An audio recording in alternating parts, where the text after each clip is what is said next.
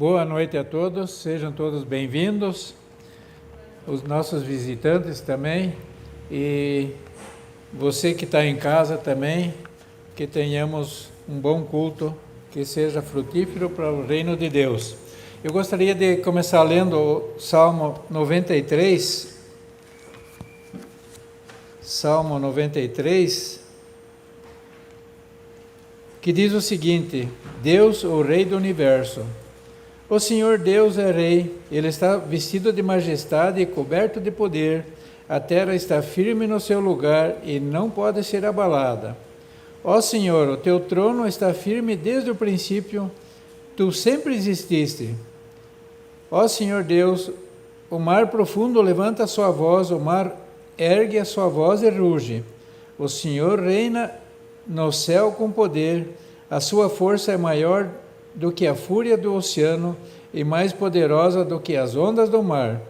As tuas leis, ó Senhor, merecem confiança e o teu templo é santo para sempre. Só um aviso, o pastor William ficaria de vir hoje, mas deu um problema lá, ele foi fazer uns exames, então ele está previsto para vir semana que vem, e daí vai ser visto com ele para ele mostrar um tanto dos trabalhos lá na África e fazer a pregação daí. Então vamos ver se vem mais gente semana que vem para esse evento do pastor William. Provavelmente a Rose venha junto também. Vamos começar com a oração? Bondoso Pai que está nos céus, obrigado, Senhor, pelas nossas vidas, de podermos estar aqui em comunhão, Senhor, para dar esse culto a Ti, com os nossos cânticos, Senhor, mas também ouvir a Tua mensagem que Tu tens para nós através do pastor João. Obrigado, Senhor, por essa bênção. Obrigado, Senhor, por todos que assistem também.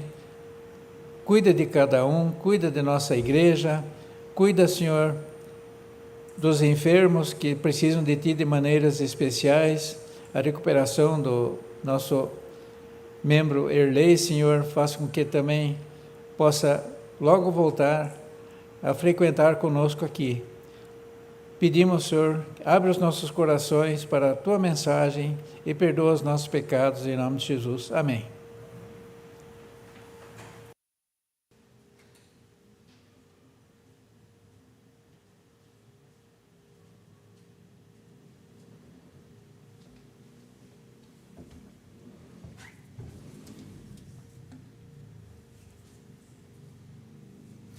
Boa noite a todos. É bom estarmos na casa do Senhor, louvando o nome do nosso Deus. Também boa noite a todos os irmãos e irmãs que nos acompanham pelo culto online nesta noite. E que não seja eu quem venha falar, mas que seja a voz do nosso Senhor Deus, por meio da sua palavra, iluminada pelo seu Santo Espírito, que fale aos nossos corações, para edificar a nossa vida e tornar-nos também mais atuantes no mundo, na sociedade, como a luz de Cristo que brilha em nós, que possa irradiar também através de nós a todas as pessoas. Para começarmos esse culto também na presença de Deus, é importante que o nosso coração esteja preparado. Por isso eu convido você que se coloque em pé e vamos todos conversar com Deus em particular, preparando o nosso coração. Aqueles que estão também em suas casas, converse com Deus em particular, numa oração silenciosa, preparando o seu coração para este culto.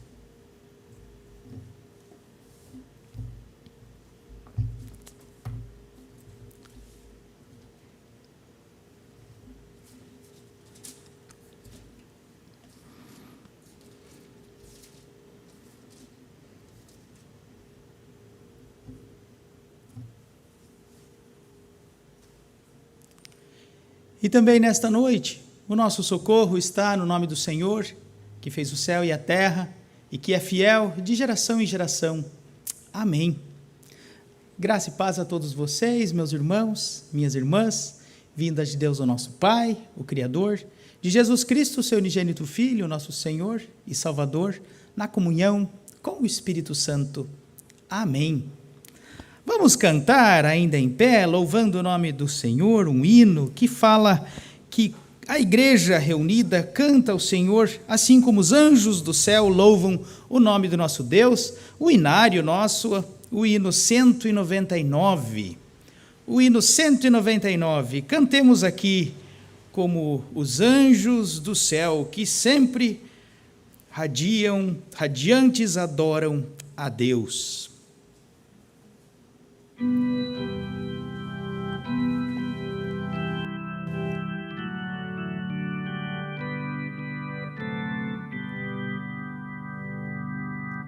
Cantemos aqui como os anjos dos céus, que sempre radiantes adoram a Deus, o trono cercando-lhe dão o louvor, milhares as vozes, mas um só amor.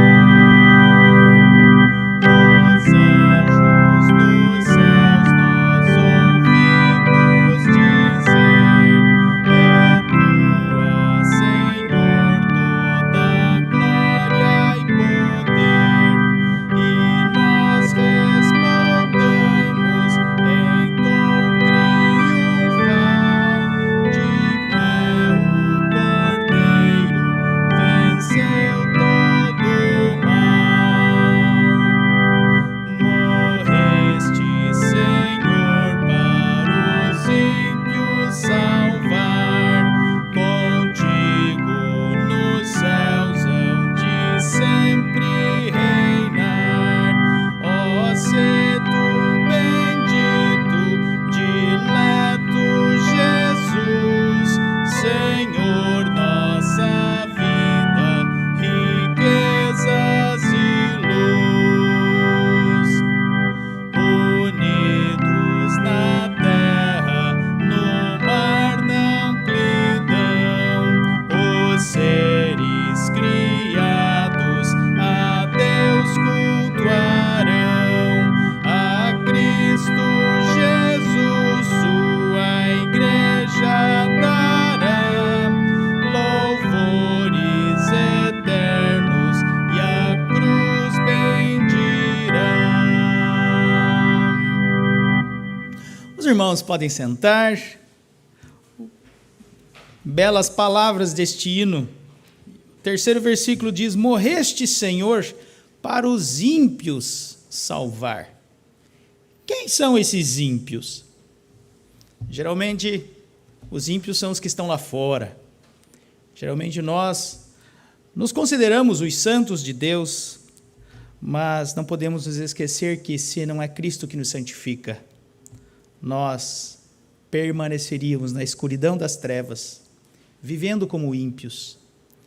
E se somos salvos porque Cristo veio ao nosso encontro e teve coragem de abraçar um leproso este que pode ser chamado você e eu, e nos deu a sua santificação, curou as nossas feridas, as nossas chagas, e nos fez novas criaturas. Por isso nós cantamos e louvamos a Deus, como os anjos louvam ao Senhor, porque fomos alcançados por Cristo Jesus, nós que estávamos mortos em nossos delitos e pecados, porque Ele nos amou, e nos amou muito mais do que nós podemos o amar.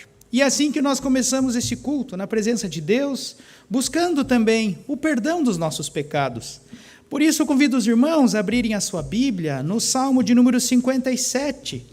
O Salmo de número 57, que é um salmo que fala de arrependimento e de perdão, onde você e eu somos convidados a buscar o perdão dos nossos pecados para sermos renovados em Cristo Jesus. O Salmo 57 é um hino de Davi, onde ele pede para Deus, enquanto ele foge, para que Deus o segure, o proteja e para que Deus também tenha misericórdia de sua vida.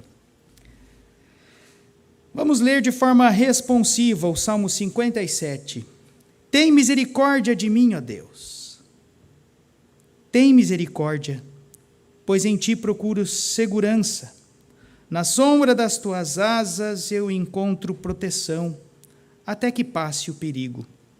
Eu chamo Deus Altíssimo, eu chamo a Deus que me ajuda em tudo. Do céu ele me responderá e me salvará.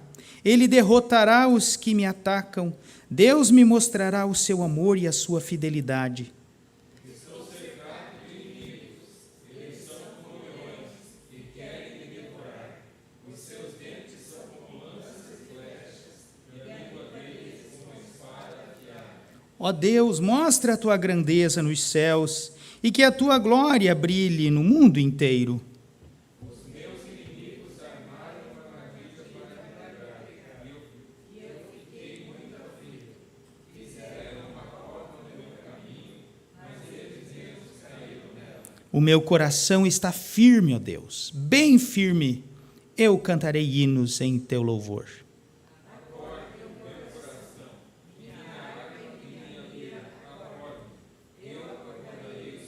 Senhor, eu te darei graças no meio das nações e te louvarei entre os povos.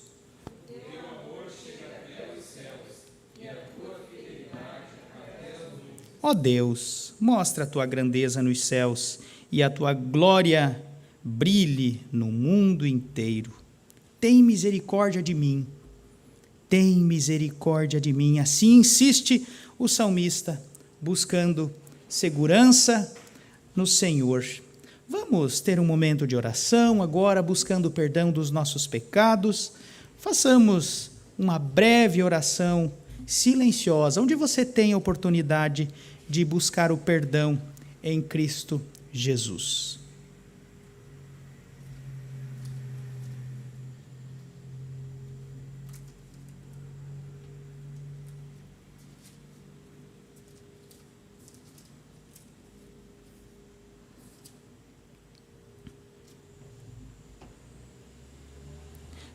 Senhor nosso Deus, amado Pai Celeste, nós buscamos o perdão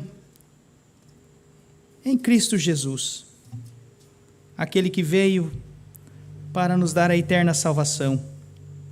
Nós sabemos que nós não merecemos o teu amor, não merecemos o teu cuidado, porque nós erramos tantas vezes em palavras, em pensamentos, em ações.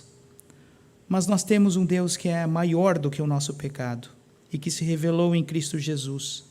É o teu Filho, Senhor. E em Cristo Jesus nós buscamos o teu perdão. Assim como tu perdoaste o teu servo Davi no passado, quando também caiu em pecado e era chamado daquele rei, o teu servo que andou segundo o teu coração. Assim nós também chegamos diante de ti, buscando o perdão do Senhor para que este culto possa ser aceito também por ti no alto dos céus, como aroma suave no teu altar. Recebe o nosso louvor, ó Deus, e o nosso culto. Sabemos que pelos nossos próprios méritos é impossível chegar ao Senhor, mas sabemos também que pelos méritos de Cristo as portas estão abertas, as barreiras estão quebradas e uma ponte é construída na tua direção. Em Cristo Jesus temos livre acesso a ti, ó Deus. Que o Senhor possa nos dar a força, o auxílio pela tua graça, e que o Senhor, um Deus cheio de amor, possa nos dar segurança, como nós lemos nesse salmo também, a segurança que vem do teu amor. Pedimos ao Senhor também que nos nossos lares, aonde o culto também está sendo transmitido online, que ali também o Senhor possa estar reinando, agindo, atuando e sendo louvado com as nossas vozes e a nossa vida. Em nome de Jesus. Amém. Vamos ter um momento com cânticos, vamos cantar ao Senhor.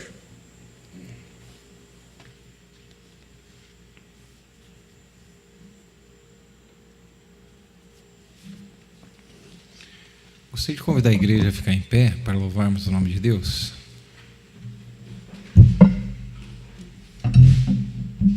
Esse louvor vai ser projetado, é o que a gente cantou pela manhã, mas é um louvor que fala sobre esse nosso desejo de ter uma mansão sobre o monte,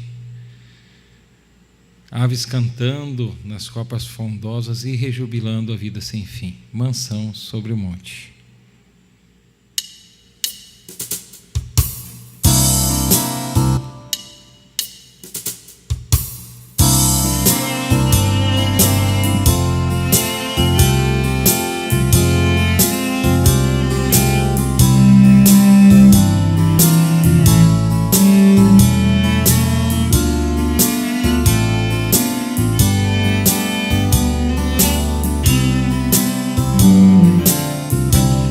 Aguardo o dia de emoção sem par, no qual terei um belíssimo lar entre colinas e vales formosos,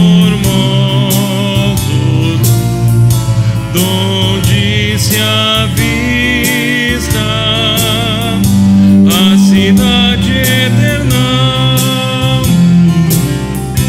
Terei uma casa no alto do monte, com flores lindas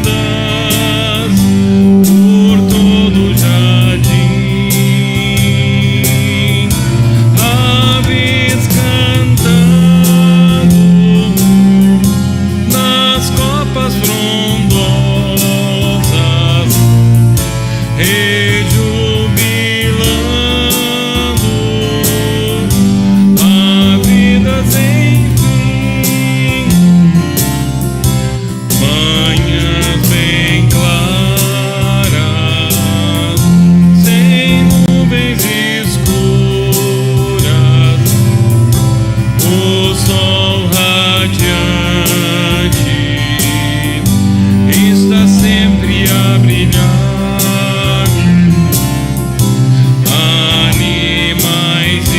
Animaizinho, sem susto, temores,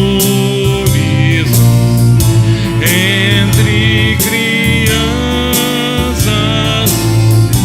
a correr e a brincar. Terei uma casa no alto do monte, com flores lindas por todo o jardim, aves cantando nas copas frondosas, rejubilando a vida sem fim. Terei uma casa no alto do monte, com flores lindas por todo o jardim, aves cantando nas copas frondosas, rejubilando a vida sem fim.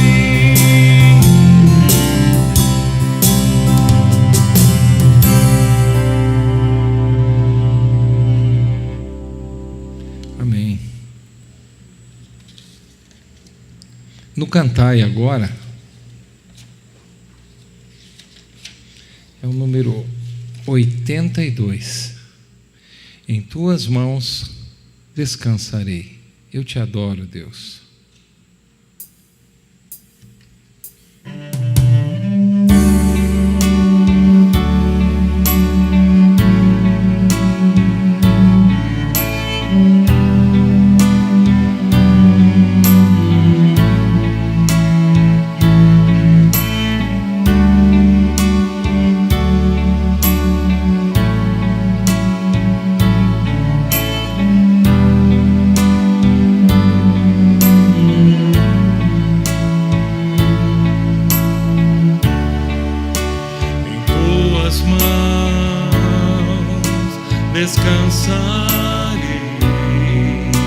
meu coração te entrego.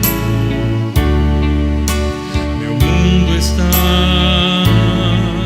bem seguro em tuas mãos e eu sou teu pra sempre.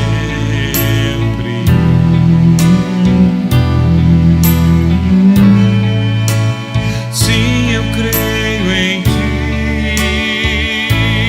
Jesus.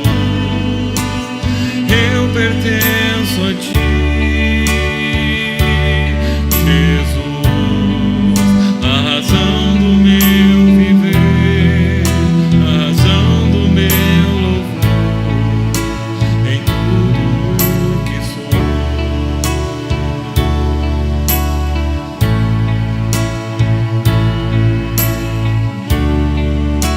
Contigo vou por onde eu precisar, e se sofrer, confiarei. Eu viverei conforme o teu querer e o teu amor pra sempre.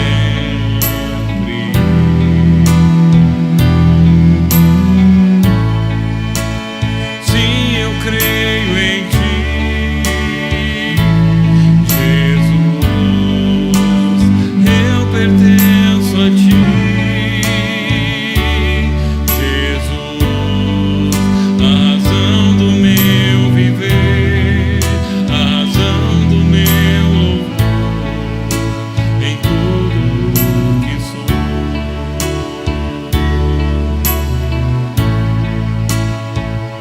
Eu te adoro,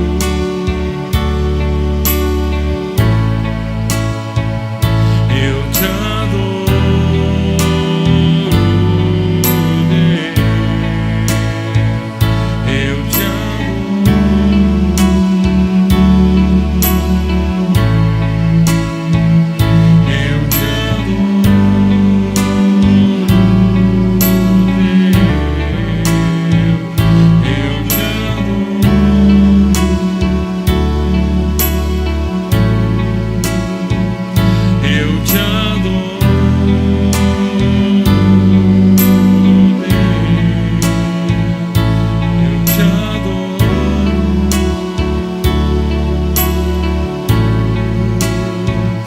eu te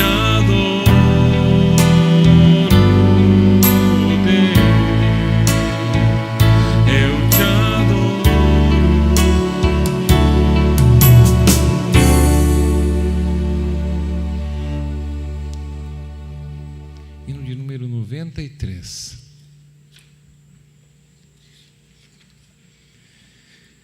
94, perdão. 94. Nesta noite feliz e neste santo lugar, eu marquei um encontro com Deus.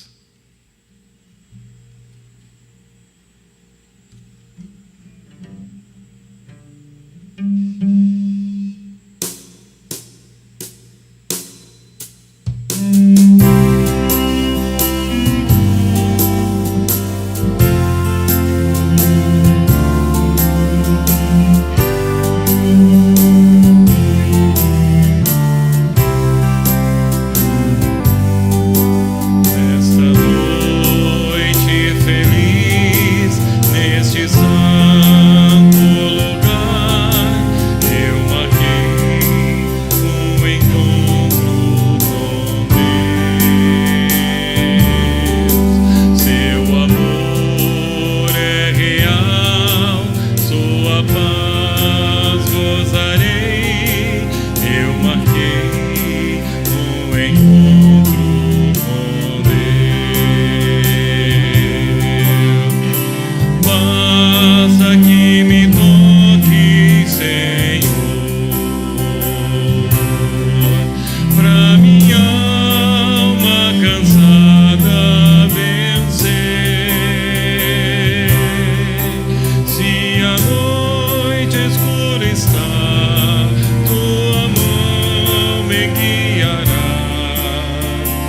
Basta que me toque, Senhor. Em Jesus eu toquei, salvação encontrei e a paz para o meu coração. Ele muito me amou e do mundo me tirou. Hoje eu sinto de Deus o perdão. Basta que me toque, Senhor, pra minha alma cansada vencer. Se a noite escura está, tua mão me guiará. Basta que me toque, Senhor. A noite escura está, tua mão me guiará. Basta que me toque, Senhor.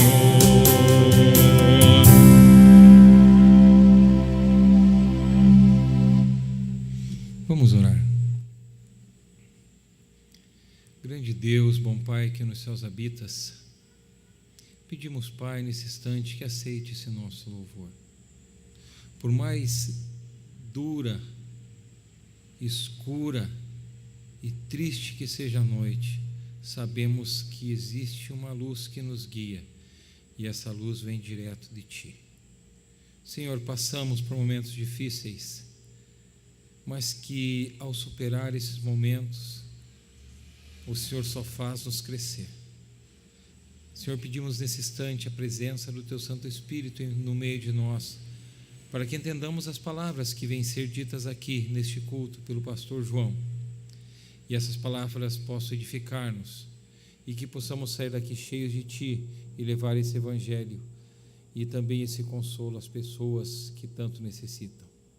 Dá-nos um culto feliz na Tua presença, pedimos e agradecemos no nome de Jesus. Amém. Pode sentar.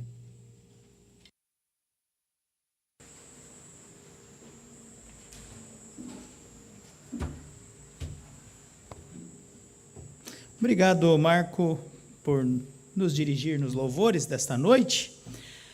Para a nossa reflexão, eu convido os irmãos a abrirem a sua Bíblia no livro dos Crônicas, segundo livro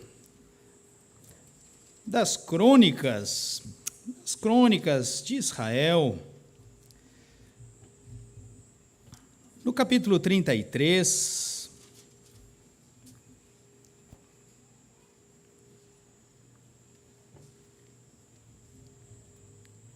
podemos ler do primeiro versículo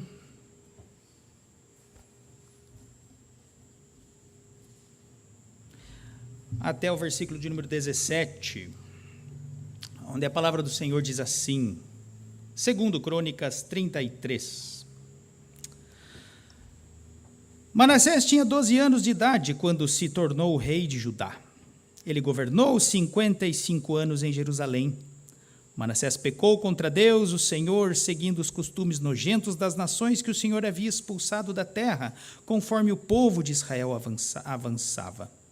Ele construiu de novo os lugares pagãos de adoração que Ezequias, o seu pai, havia destruído. Construiu altares para adoração do deus Baal, fez postes da deusa Azera e adorou as estrelas.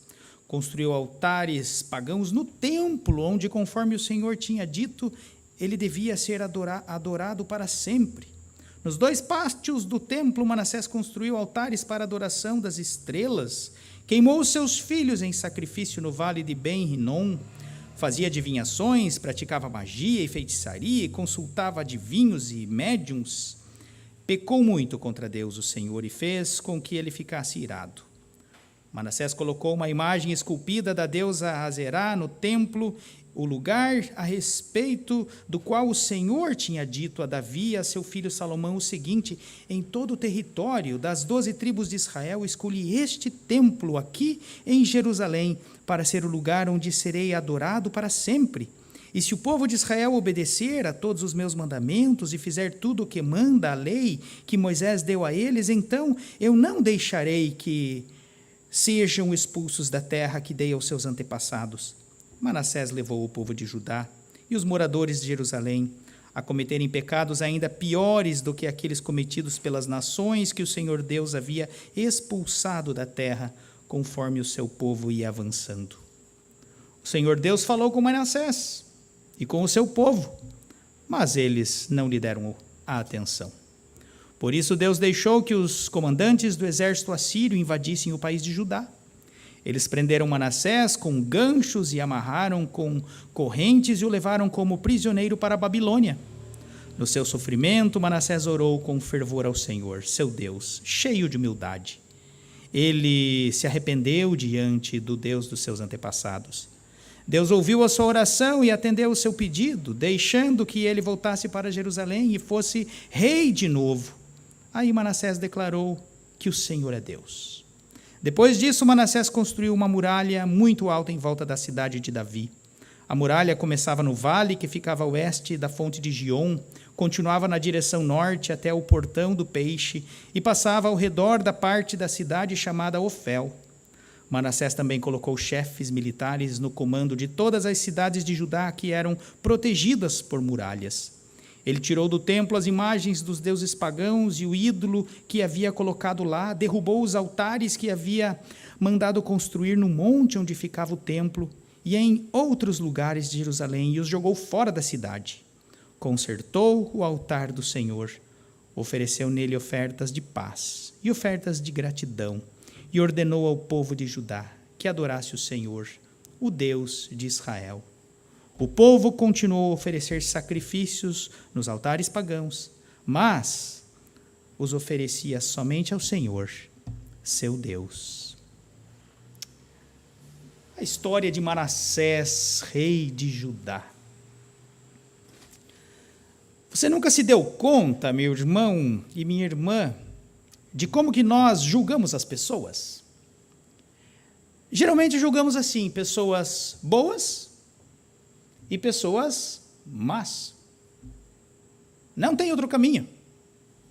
E nós fazemos, inclusive, uma lista em nossos corações das pessoas que, segundo o nosso conceito, seriam as pessoas mais propícias para aceitar o Evangelho de Cristo. E elas são as pessoas que, segundo os nossos conceitos, são as pessoas boas. Pessoas boas aos nossos olhos. Boas em que sentido? Pessoas mais morais, pessoas mais éticas, pessoas que procuram ter uma vida correta. Esses são os bons. O ponto é que hoje em dia não é muito mais simpático a gente falar pessoas más. Eventualmente nós dizemos pessoas menos boas. Ou pessoas que não são tão boas assim. E apenas dizemos, bom, as pessoas menos boas são aquelas que eventualmente teriam mais dificuldade de ouvir o Evangelho de Cristo Jesus. E sobre os bons, nós pensamos, olha, vamos falar de Jesus para ele. Porque tem grande chance, eventualmente, dessa pessoa se converter a Cristo e aceitar a Jesus. Imagine que coisa boa, uma pessoa boa se tornando 2 vezes boa. Agora porque tem Jesus. Gente, é uma maravilha. No entanto, lembra que eu falei, não mas, aqueles que nós julgamos menos bons, nós talvez não diríamos abertamente, para não pegar tão mal, mas eventualmente nós pensaríamos em nossos corações, olha, meu amigo, o tempo é seu, você usa o teu tempo como você quiser, mas não se frustre se de repente o amor de Jesus não chegar assim tão forte dentro do seu coração como uma enxurrada do amor de Deus. Porque no meu conceito, eventualmente, seria uma perda de tempo.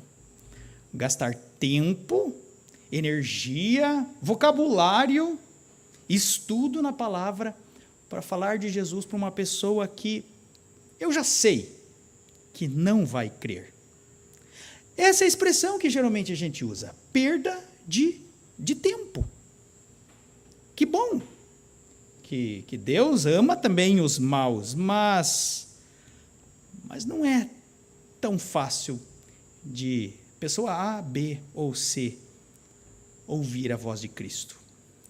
Aliás, a impressão que me dá é que quando a gente pensa sobre o céu, a gente pensa assim também.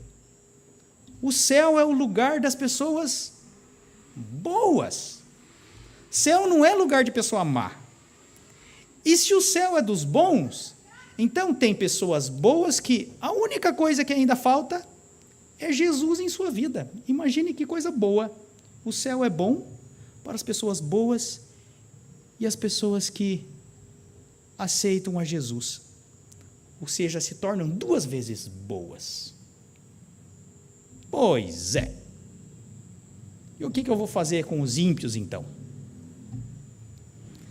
Na Bíblia nós encontramos essa história. A história de um homem que, segundo o nosso conceito moral, ético, nós diríamos, pastor, esse não é nem menos bom. Esse é mau mesmo. Uma pessoa ruim. E não perca tempo com ele, porque ele não vai te ouvir. Ele era Manassés. Manassés, um dos reis de Judá. Manassés viveu mais ou menos uns 600 anos antes de Cristo. Ele foi aquele rei que sucedeu Ezequias, que foi um grande reformador da nação de Israel. E quando nós falamos dos reis de Israel, os reis de Judá, a primeira coisa que me vem em mente é o Davi. Lembra do Davi? Gente, o Davi foi um rei guerreiro, libertador. Livrou Israel das mãos dos filisteus. Durante toda a sua vida, lutou para que Israel fosse um país livre. Depois nós vemos o rei Salomão. Gente, quem foi Salomão? Salomão foi o rei construtor. Construiu não apenas em Jerusalém, transformando a capital da nação numa joia preciosa, mas ele construiu cidades fortificadas, inclusive no seu reino, o reino de Israel ao redor. Depois nós temos Ezequias. Ezequias foi o rei reformador, que tirou o que era mal de Israel e colocou apenas o que é bom. Mas Manassés, quando a gente olha a história desse rei, Manassés foi literalmente o oposto. Naquela altura da vida dele, quando a gente começa a ler esse texto, nós poderíamos inclusive dizer que Manassés é considerado o pior de todos os reis que governou em Jerusalém. Olha o que o Manassés fez quando a gente começa a relatar no nosso texto bíblico. Construiu templos nos altos das montanhas para adorar todos os outros deuses. E isso geralmente um rei fazia quando ele queria buscar aliança com os povos vizinhos. Então ele construía altares para os deuses dos reis com quem eles faziam alianças para, num ato de diplomacia, tentar buscar algum favorecimento de alguém que eventualmente os apoiasse numa batalha, numa guerra, ou numa aliança contra um país que talvez estivesse mais forte em determinado período. Manassés praticava magia, praticava feitiçaria, praticava ocultismo, todo tipo de bruxaria, poderíamos dizer, em adivinhações de todas as espécies. Inclusive consultava necromantes. Diz a história que abriam os animais mortos e nas entranhas desses animais tentavam descobrir o futuro. Manassés construiu templos para os deuses da fertilidade, como diz o poste ídolo, que na verdade era isso.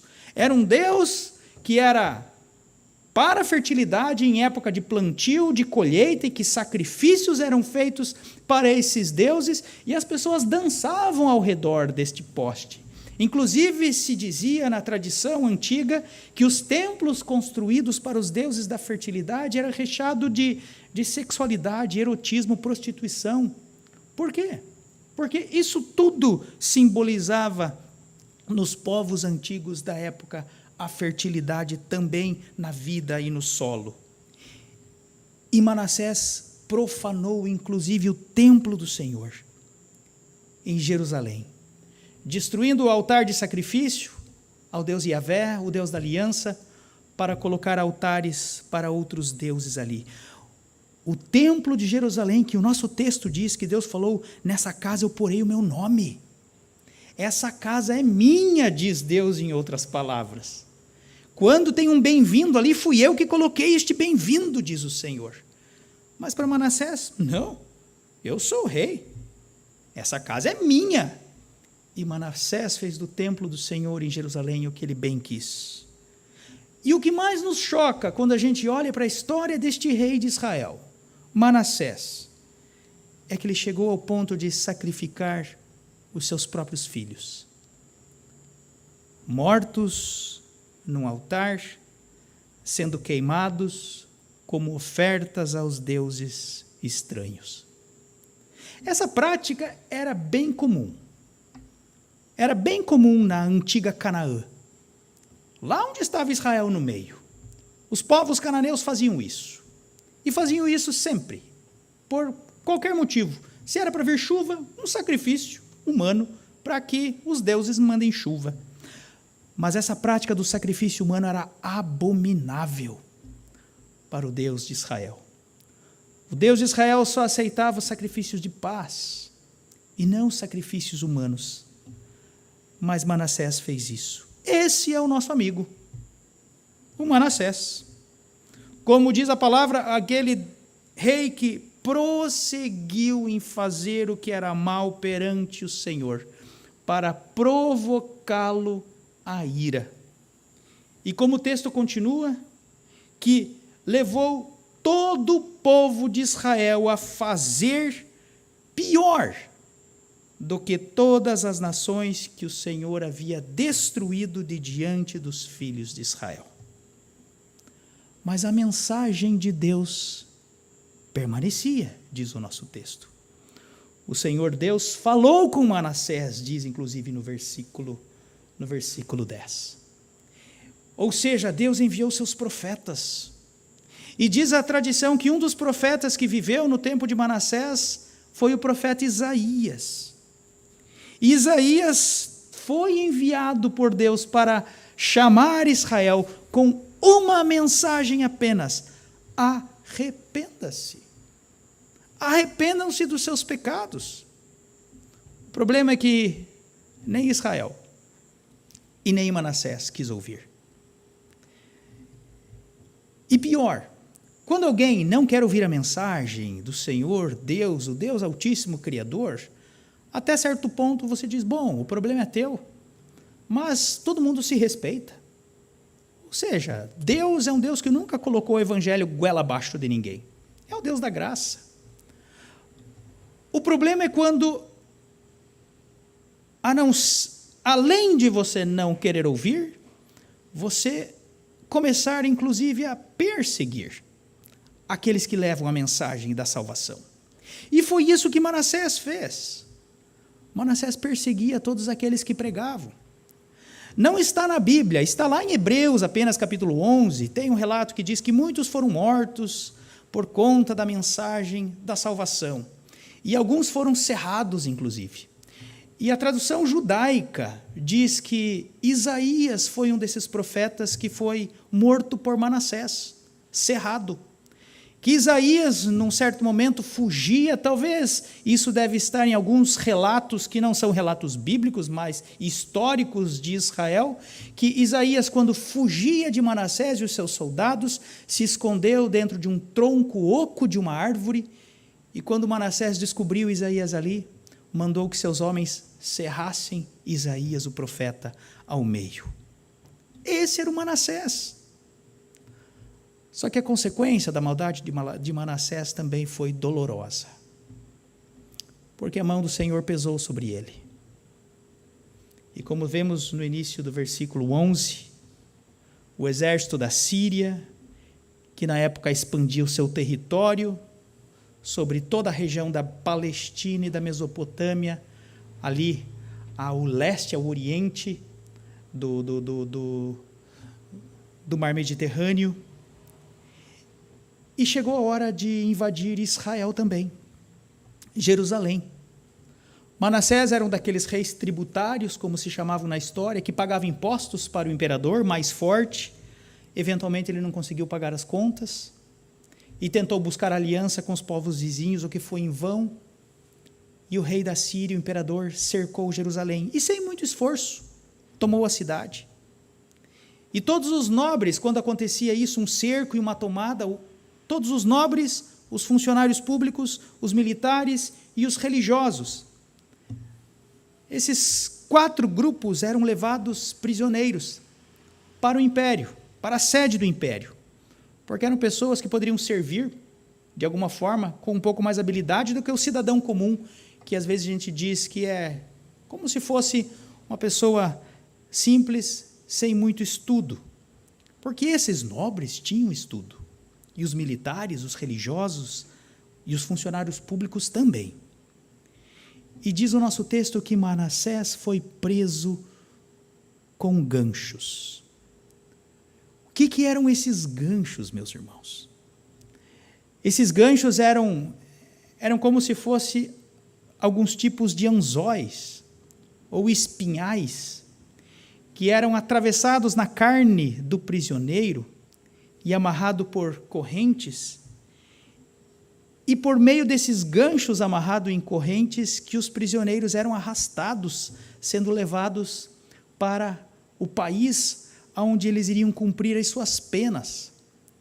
Alguns dizem hoje que esses ganchos, se você for tentar comparar a dor do que significa isso, seria parecido quando você pega um boi e coloca um anel no nariz do boi, e você amarra uma corda. Quando você puxa aquele anel com uma corda, o boi vem na hora, porque dói muito isso.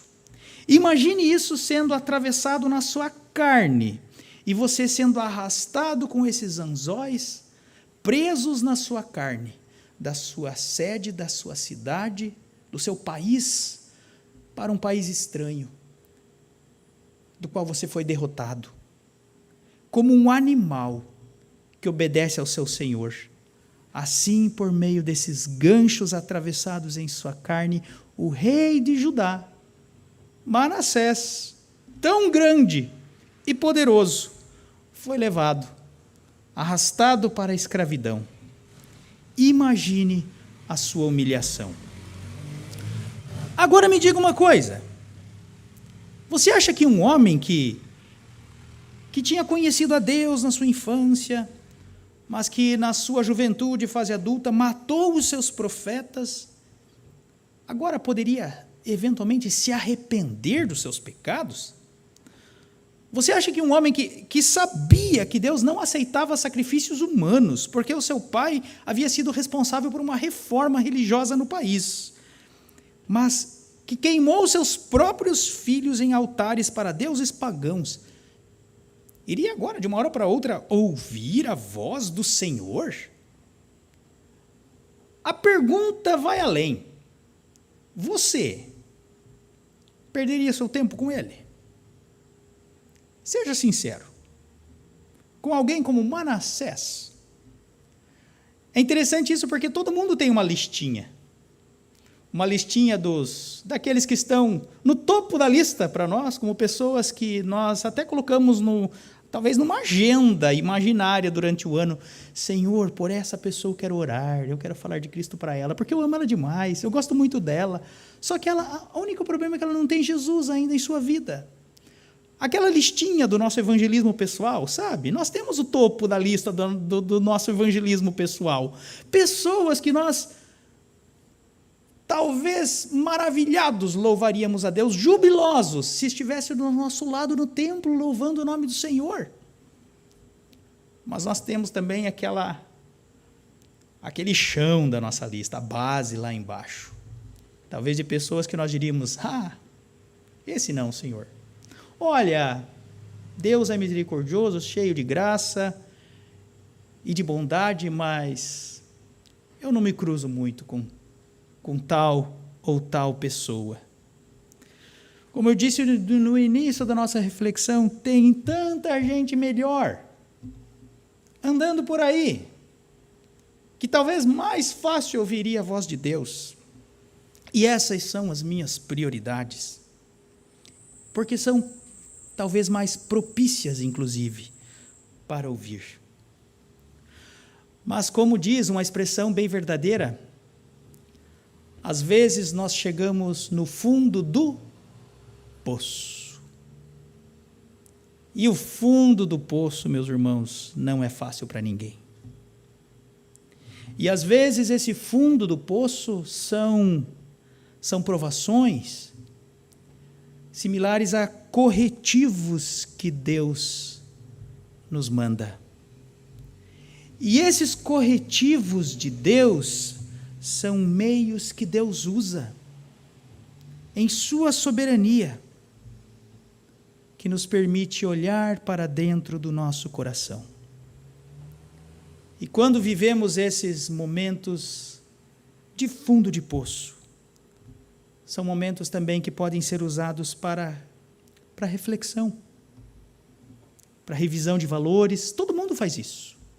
Às vezes a gente cai, tropeça, está com o joelho sangrando, sofre, chora, mas inevitavelmente todos passam por isso e usam esses momentos para rever os nossos conceitos e valores.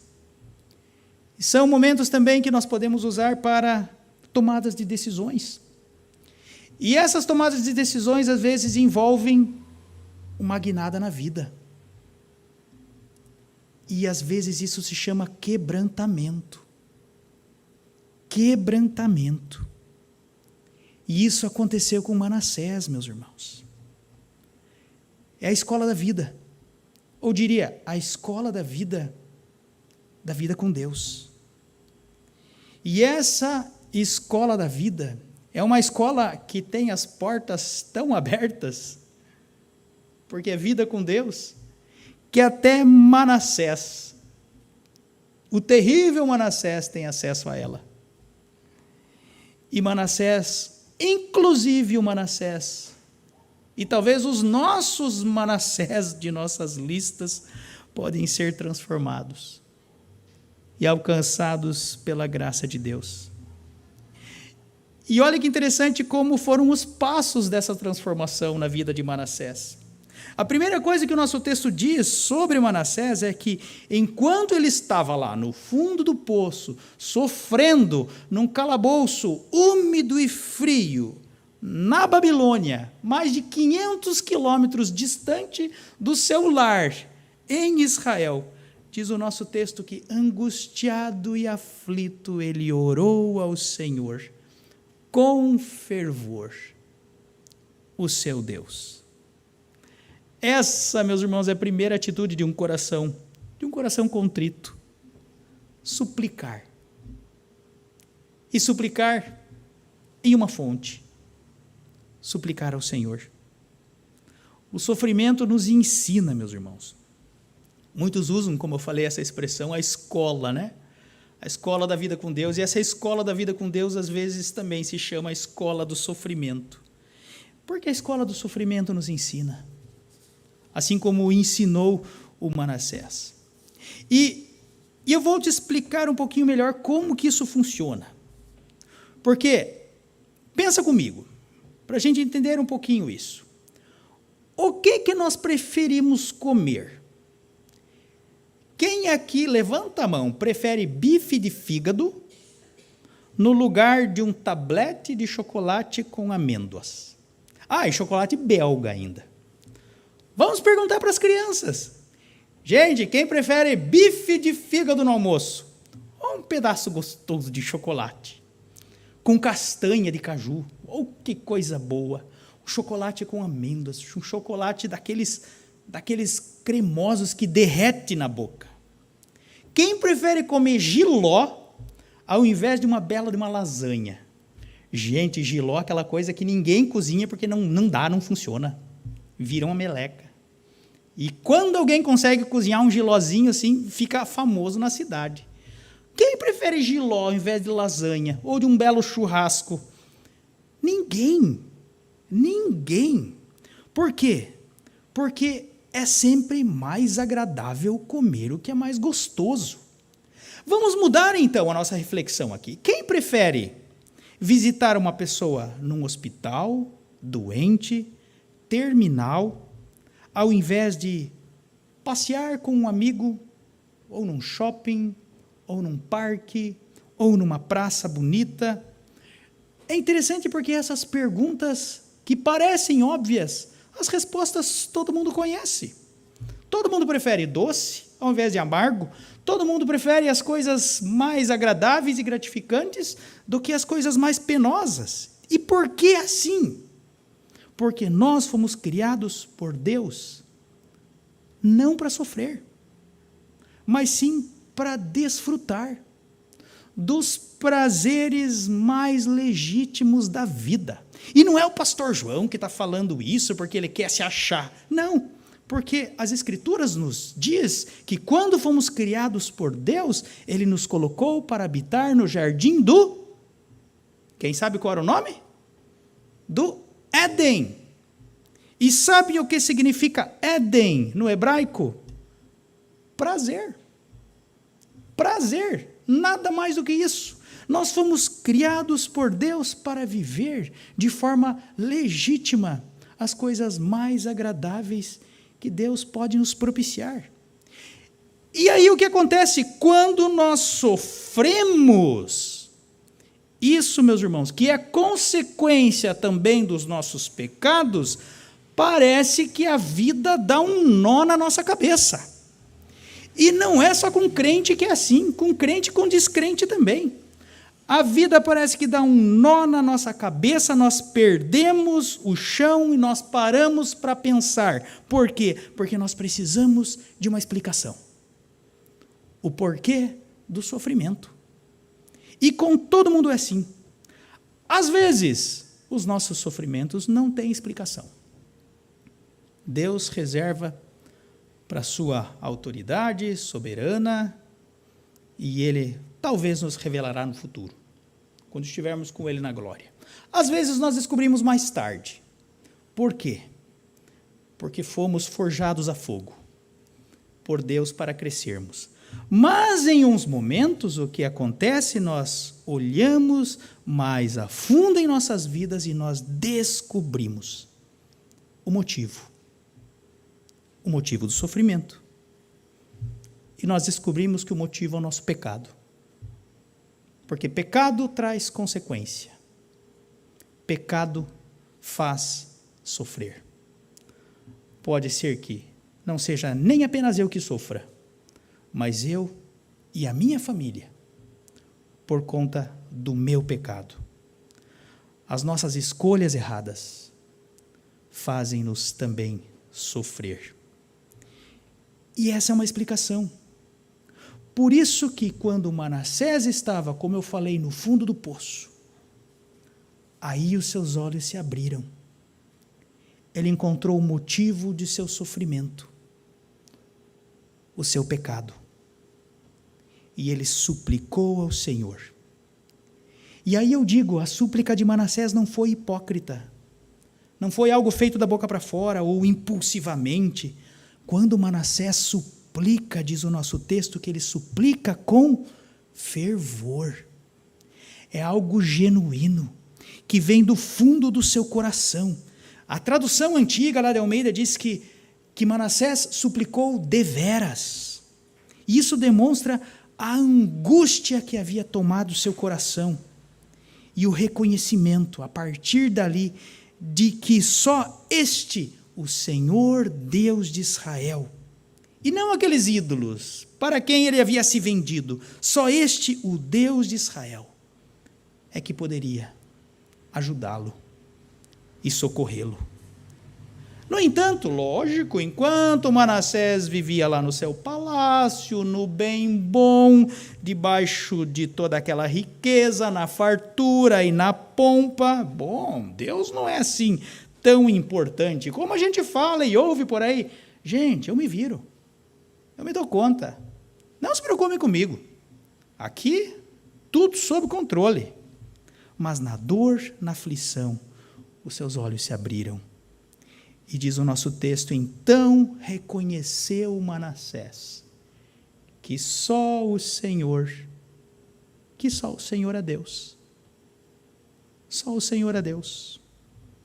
Mas voltando à nossa história, depois que Manassés suplicou ao Senhor, reconhecendo que somente o Deus Yahvé, o Deus da aliança, era o seu Deus, e que somente Ele poderia ouvir o seu clamor, aí então Manassés, diz o nosso texto, se prostra diante do Senhor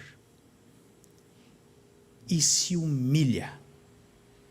Com humildade, diz o nosso texto, ele se arrependeu diante do seu Deus, o Deus dos seus antepassados. Eu acho tão bonita essa expressão no Antigo Testamento, o Deus dos seus antepassados, porque não sou eu que inventei Deus.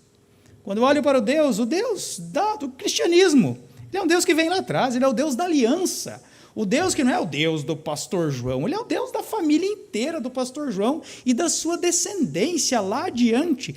Quando Manassés se humilha diante do seu Deus, o Deus dos seus antepassados, isso aponta para os patriarcas, muito antes de Davi, inclusive, Abraão, Isaque e Jacó, o Deus que havia feito uma aliança com o seu povo.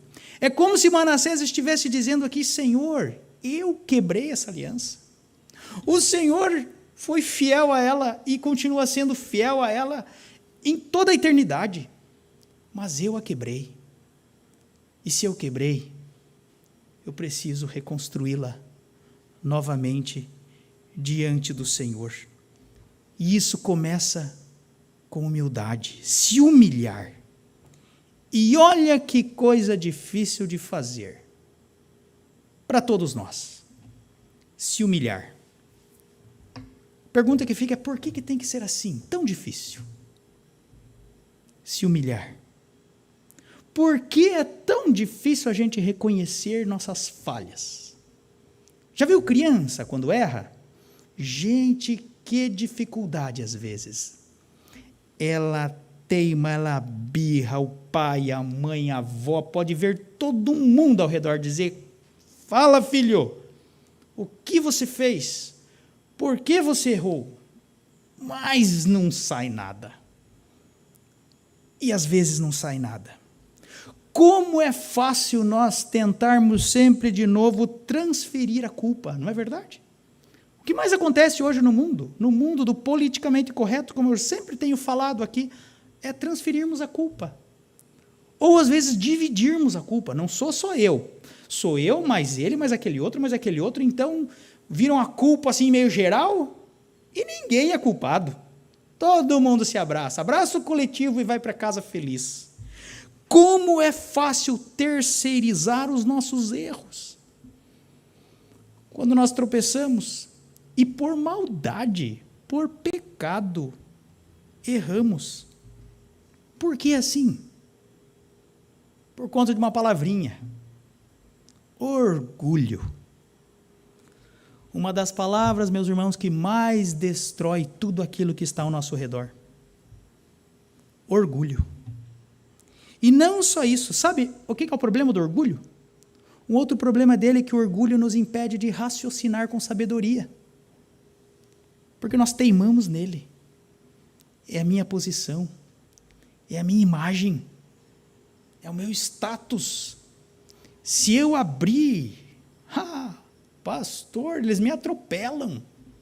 E na igreja é assim também, porque a igreja é o lugar das ovelhas, e as ovelhas sempre têm que fazer cara de feliz.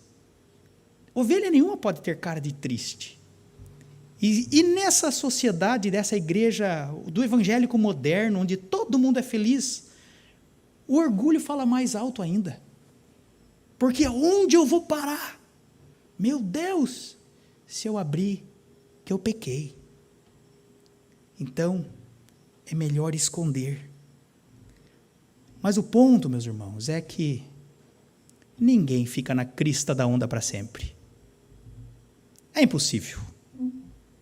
Ninguém consegue permanecer no pódio para toda a eternidade. E E uma das coisas que geralmente acontece é igual nas lutas do MMA, já viram?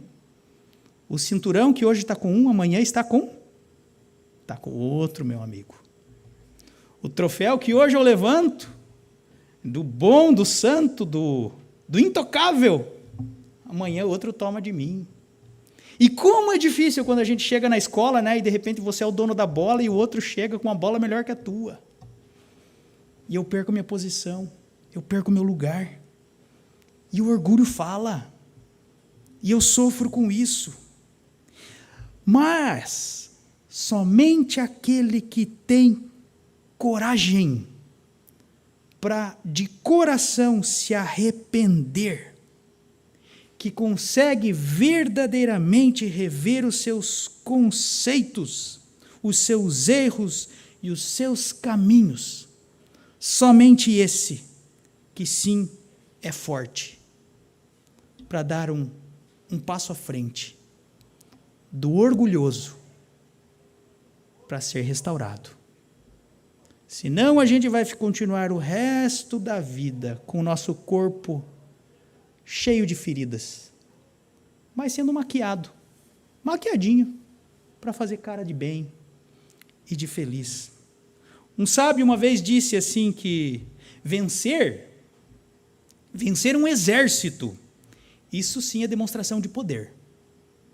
Mas vencer a si mesmo, isso é demonstração de força. E Manassés venceu a si mesmo. No fundo do poço, e ele encontrou-se novamente com Deus. E teve coragem para se arrepender com humildade, como diz o nosso texto, e pedir ajuda ao Senhor. E esse é o segundo passo para a restauração: suplicar e se humilhar, arrependido. E ele estava agora envergonhado de tudo aquilo que ele tinha feito no passado, pecados, e agora amedrontado, inclusive, por causa da ira de Deus, que ele sabia que havia pesado sobre ele por causa dos seus pecados. Não por um outro motivo que venha fora de si, uma pessoa que lhe puxou o tapete, não. Por mim. Manassés se humilhou diante de Deus, da face daquele a quem ele havia rejeitado durante tanto tempo, inclusive profanando o seu templo, o Deus dos seus pais. Manassés reconheceu a sua condição de pecador, que ele não era nada, mas que Deus era tudo. E a única coisa que ele podia fazer era se humilhar. Nada mais. Se humilhar. Se humilhar é interessante. É abaixar a cabeça, é assumir uma atitude de submissão, é se desarmar por completo. Está tudo aqui, gente. Estou de mãos levantadas. E se render. Senhor, eu errei. Sei que eu mereço o teu castigo. Reconheço o meu pecado, que sou pequeno, que sou fraco. Me perdoa. Eu preciso de ti. E aí que nós chegamos na segunda parte do nosso texto, que é do versículo 13 em diante, quando nós percebemos que as crônicas começam a contar outra história, bem diferente daquela primeira.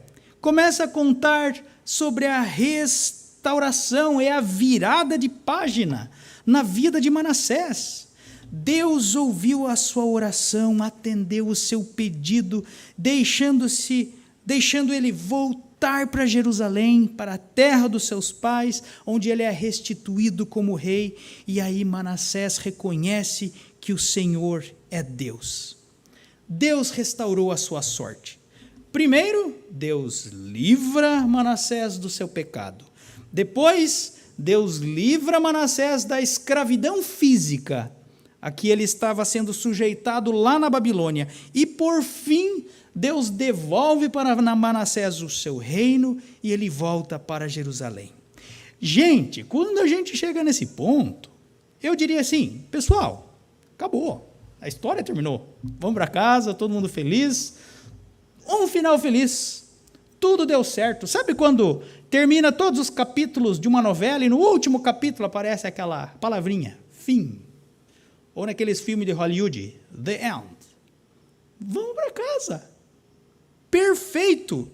E, de fato, a história de Manassés não se desmereceria se nós encerrássemos a nossa reflexão aqui. Maravilhoso. Concluído. Manassés rei. Ponto. Pois é.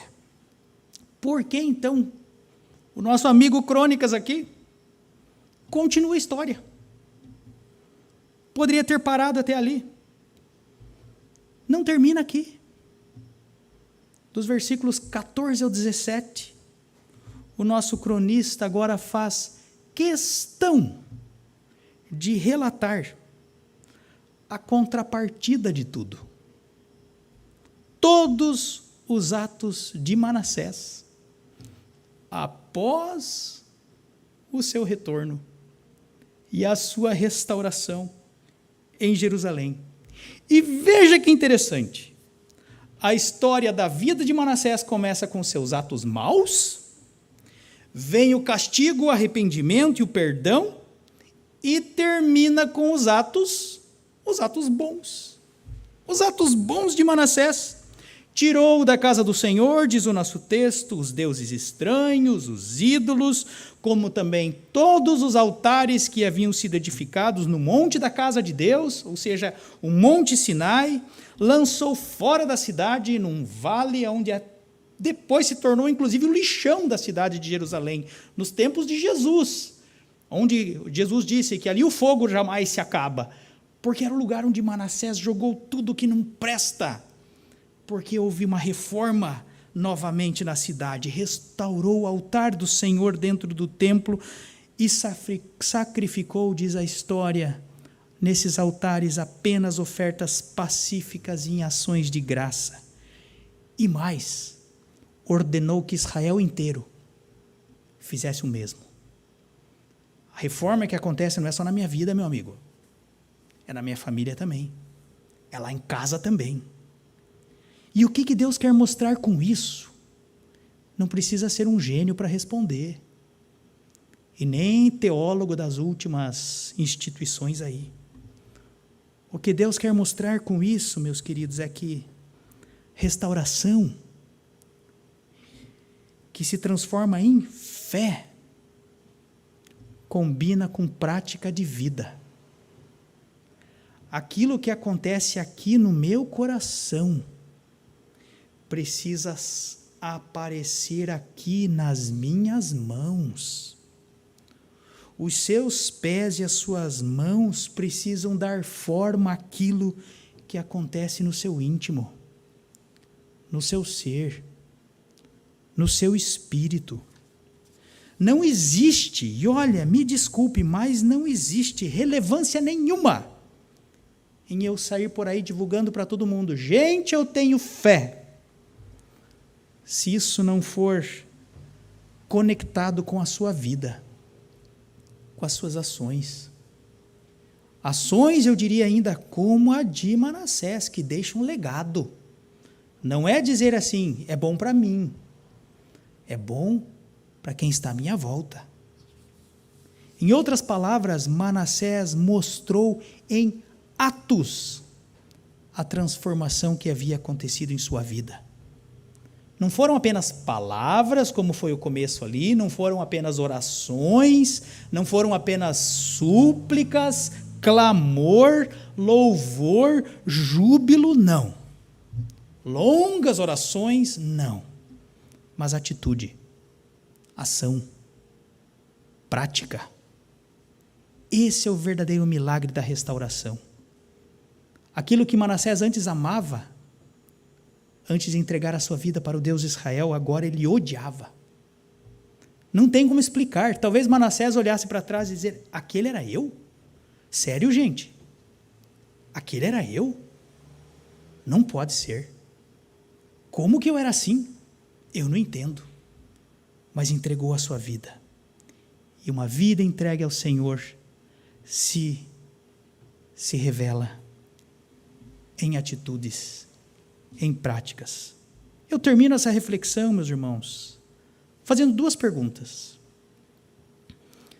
Quantos Manassés você conhece lá fora, primeiro? E eu não estou pedindo para você pensar na pior pessoa que você conhece, não. Pense naquelas pessoas que simplesmente você considera menos boa. Como eu falei no início da reflexão. É o suficiente. Assim como Deus te ama, Ele ama ela também. E a segunda pergunta. Às vezes você não se sente um pouquinho também como Manassés. Não, pastor, vira essa boca para lá, eu não sou tão mal assim. Eu concordo, você não é tão mal assim. Mas assim como Manassés, escondido atrás dos seus pecados. Porque a vida está bem. Tudo está sob controle. As contas estão em dia. Ou talvez amargurado você esteja, aflito. Porque é hora de clamar. É a incrível escola, a escola da vida com Deus, que às vezes passa pelo sofrimento também.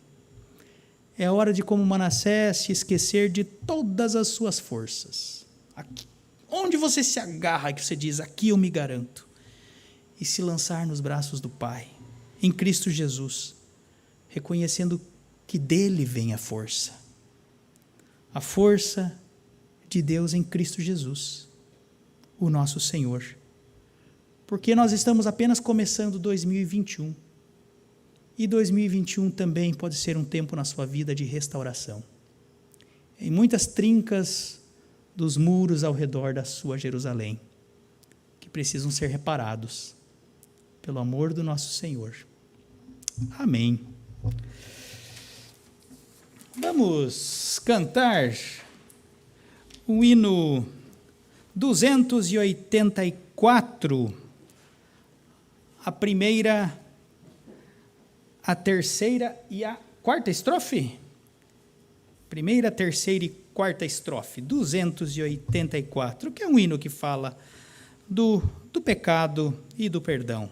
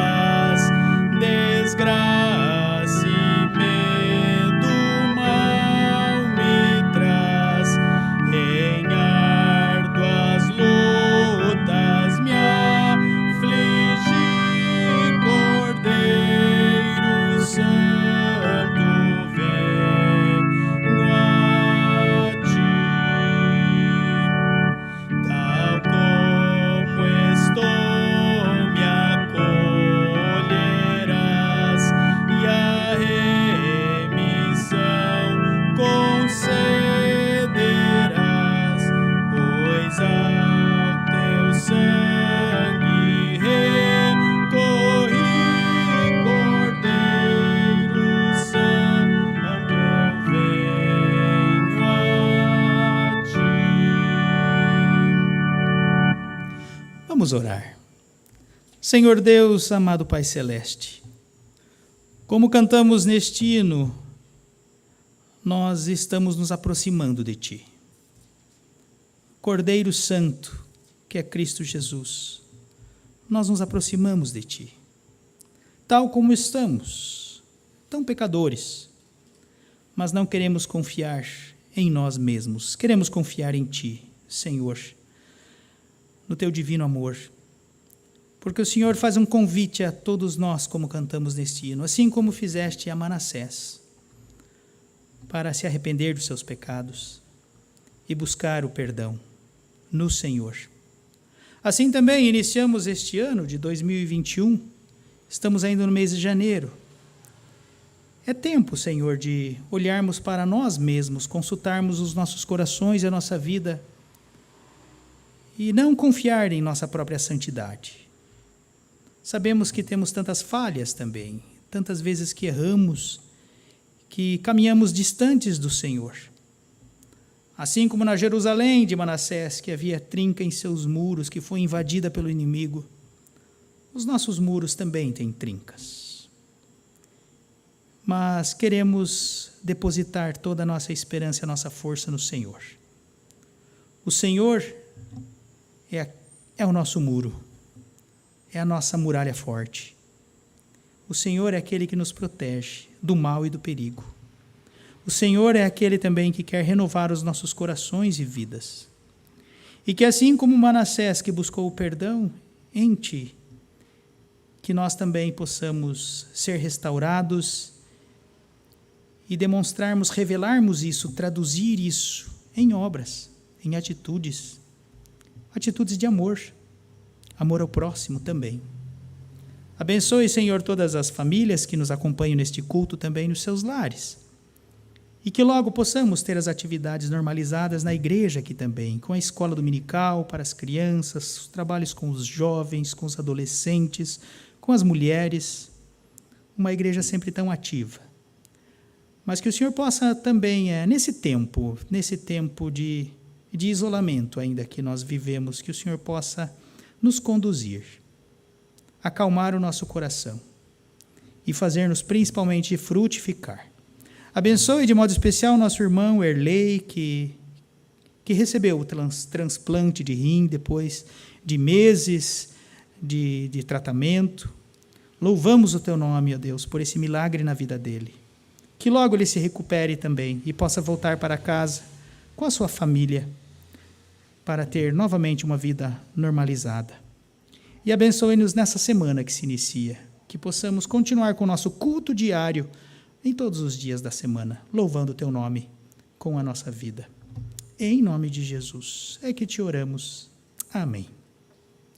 Vamos ficar em pé e cantar o hino final, que é um hino de despedida. Fim do culto, partiremos com a Tua santa paz. O hino 185, 185, o nosso hino final.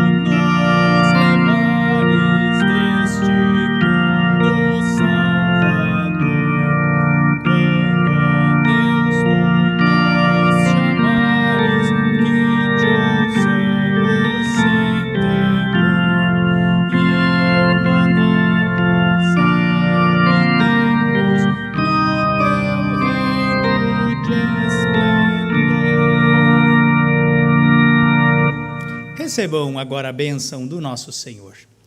E que a graça do nosso Senhor e Salvador Jesus Cristo, e que o amor de Deus, o nosso Pai, e que as bênçãos e as consolações do Espírito Santo estejam com todos vós, hoje e para todo sempre. Amém.